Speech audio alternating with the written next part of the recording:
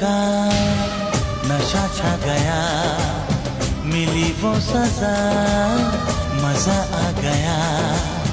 बातों ने तेरी जादू किया, बन बैठा तू मेरा पिया। खन खन बोले चूड़ी मेरी डोली लेके आना, प्यार आ गया रे प्यार। Đời anh sẽ đẹp vì có em. Ngày dài sẽ làm mình nhớ thương. Biển xanh cát trắng, sông hòa nhịp ái ân. Không còn những chiều bâng khuâng. Đường tàu mùa xuân này biết em đang mong chờ.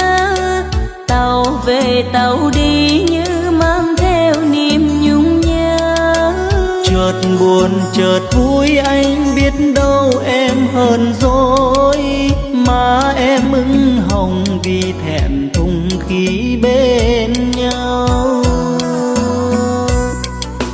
Trên sân ga chiều người đông nhưng ai cũng lạ. Tình cờ gặp anh ngỡ như mình quên qua. Chuyện gần chuyện xa mới hay em từ giá.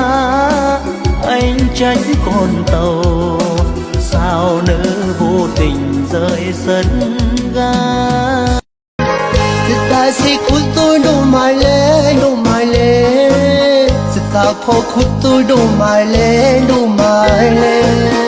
Tình nào không mai lưu quay đề.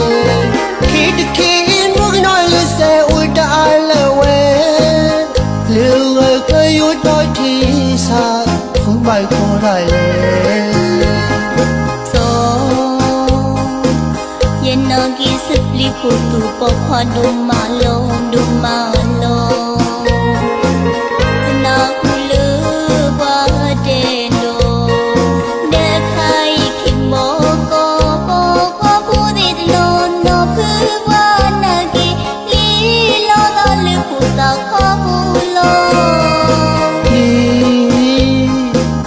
Isini sesok tenano.